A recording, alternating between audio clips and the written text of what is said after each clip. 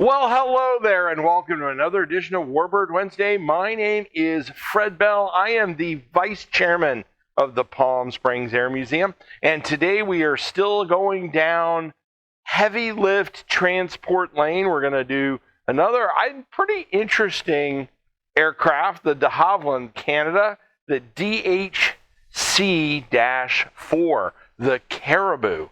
An interesting airplane. Now, when it went into U.S. Army service, it was the CV-2 and the C-7. Those are the designations that it got.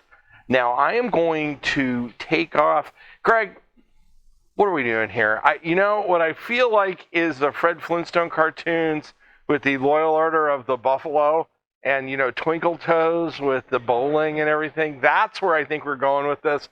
I know maybe a reference to Caribou. My travail assistant, I just maybe destroyed that word, my travail assistant. I'm going to go ahead and pull this off. It's pretty close to an embarrassment. Good job, what you were shooting for, I think, there, off camera. Now, the de Havilland, the Caribou, had its first flight in 1958. It was the third short takeoff and landing design produced by them. Now, what is short takeoff and landing? Probably anything that a C-130 could not get into. So very short strips. Now, the interesting thing, I'll go ahead and throw up a plan view of the Caribou, and Greg can do that as well. Now, the interesting thing about the Caribou is that it was so pivotal to the United States Army, which is what it flew under, that there was an agreement between the Air Force. There's a big argument between services because they all duplicate a lot of their design. There was a huge disagreement between the Army and the Air Force about transport aircraft, Material Aircraft Command, and we've already talked about those big, heavy Air Force transports, that there was an agreement that all of the Caribous on short takeoff and landing had to be transferred to the United States Air Force for the Army to be able to go and expand its rotary wing, so its heavy lift rotary wing. So that was in like the 1970s, and then all of the Caribous transferred from the United States Army to the Air Force. Now, the Army got the ability to have heavier lift capacity, but it had to be rotary wing. The United States Air Force wanted them to get out of the fixed wing business. Now, up to that time, why was that? And this is a deep dive, Greg, into the Caribou. But up to that point, they just could not the Army could not, with helicopters, do that kind of heavy lift. And what are we talking about? This thing carried 32 troops. It could carry 2 Jeeps with that, or it could also do parachute drops. So a lot of weight. And up to that time, helicopters just weren't up to the task. They were getting there, but they weren't quite there. But in the mid-70s, with the advent of fairly heavy payloads with rotary wing aircraft, the Army said, arrivederci. I'm mixing it up today, Greg, with to the Caribou, and they all went into the United States Air Force. Now, there were 307 of them built, so fairly large build rate, and they were introduced into the scheme of things in 1961. So you can imagine why they were so pivotal in Vietnam. We're standing in front of the Wall of Remembrance today and the Miles Hangar in Vietnam, but they were pivotal on these short strips because the United States Army's doctrine and the military doctrine was what? They had all these fire bases. And so what they would do is go out in the countryside and try to pacify the countryside with these fire bases and these ARVN troops. I mean, very top level, the South Vietnamese government troops, and these Caribous and C-123s. I'm going to telegraph this. What we're going to probably do next week is we're doing a lot of that cargo move capacity, and they need to get out of these little tiny short strips. So that was its job. It also flew for Air America, which was also a movie by Mel Gibson. You can do that. Plug for Mel Gibson. And Dumbo Drop. We could do Dumbo Drop. We'll just get in there and do all obscure Vietnam movies. But they served the role nicely. Now, they were operated by a number of militaries, and they were basically all retired, if you can believe this, by 2009 with the Royal Australian Air Force. So the Australians were the last ones to retire them. And I'm going to, after this, tell you an interesting fun fact about the Caribou in Royal Australian Air Force service. But first, what I'm going to do is my salute today. This job was probably, I always say there are thankless jobs. This job is really thankless because why? You're down low, you're susceptible to small arms fire. The NVA had basically gun trucks or gun platforms. You were starting to see the advent of man-pad systems, shoulder-fired missiles against aircraft. They were using especially good anti-aircraft, the NVA, against rotary wing aircraft, because as the Army Air Force became more air mobile in Vietnam, the NVA became much more skilled in anti-aircraft fire. And they knew where these fire bases were, and many times they knew the flight path in because of the terrain. There was only a few ways you could get into these short strips.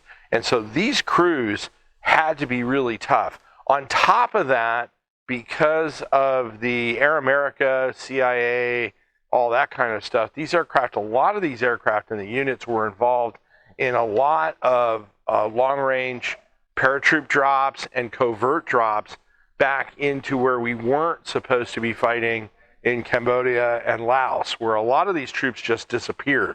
But they would put these long-range reconnaissance teams into these various areas, and they would go in and look around. This was before full-scale war started in Cambodia and Laos, when the NVA got in there, the North Vietnamese Army. But these aircraft were heavily involved in the clandestine flying over there as well, these off-the-books things. So if you were a Caribou operator, you had to sit on your helmet, Greg, because there's a good chance that you could get shot in the posterior from the ground. And you also had to have what, Greg? You had to have nerves of steel. You thought I was going to say something else, didn't you? But today, we're looking at Greg, it's cold. It's cold. Always ask for Avery's. Avery's, haven't seen this one before. This is pumpkin pie soda. I saw a picture for pumpkin spice brake pads the other day. Don't ask me how that works, but pumpkin pie soda, this is our drink of the day. There is nothing on this bad boy. Nothing at all. Bottled by Avery Beverages in Connecticut. There's no calorie information or anything on this. So let me go. Oh, a little bit of a fizz, but this could be another one that's a little, just a very little bit. And our model over there is going a thumbs up. She's giving me a thumbs up. Drink it, drink it.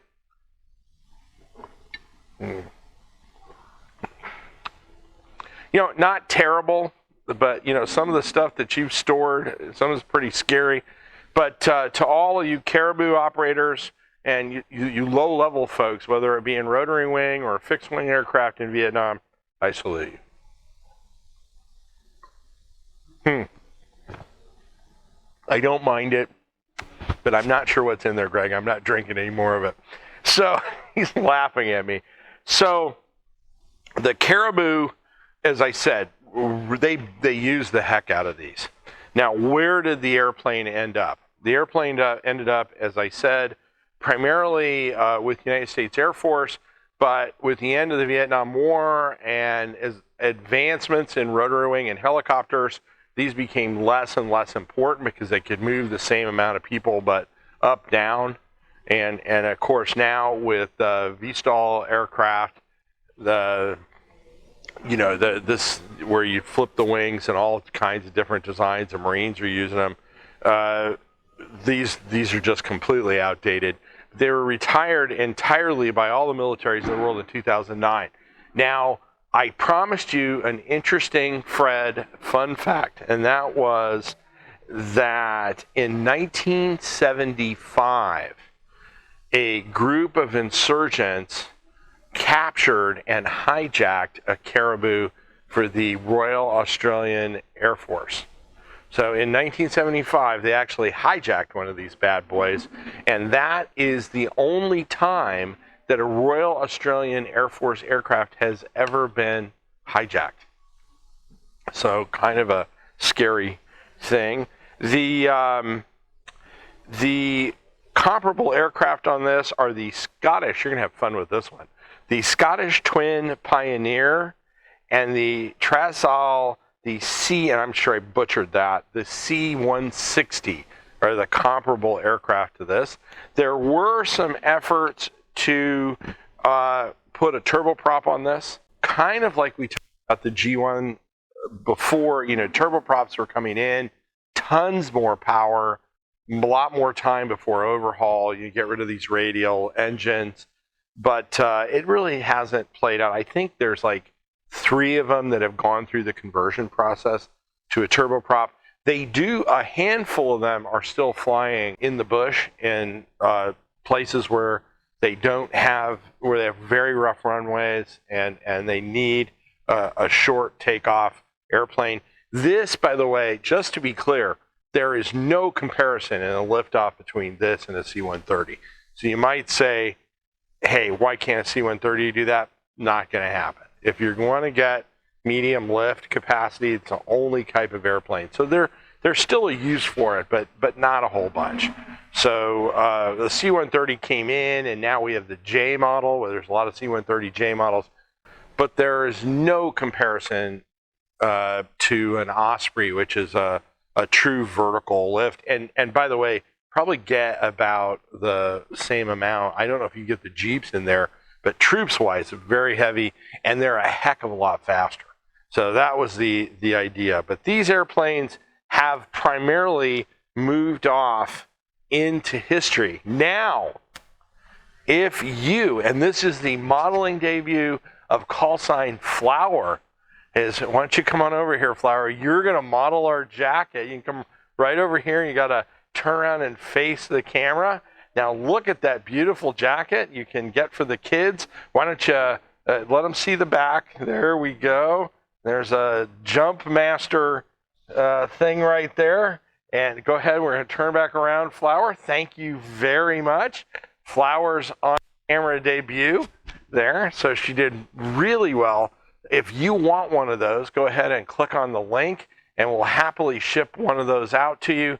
Now, we cannot do all this stuff without your donation. So if you are so inclined, click on the link on this video, send us a few bucks. If you came across us on YouTube and all we do are long-form aircraft videos, go ahead and give us a subscription. We can really use that. A thumbs up and a comment, because every once in a while, Greg, I'm not perfect. I know it's a shock to you, but I'm not. And so people get, yeah, Greg is clutching his head. But every once in a while, we do have a lively debate about something that I say on Warbird Wednesday. If you come across us on Facebook, give us a like and a comment. Remember, we do have the teaching guides as well. For those of you who are teaching at home and want to teach something in the humanities, we cover the entire breadth of that. You can print out those teaching guides. We encourage you to do that. My name is Fred Bell. I am the Vice Chairman of the Palm Springs Air Museum. Thanks so much. Have a great day.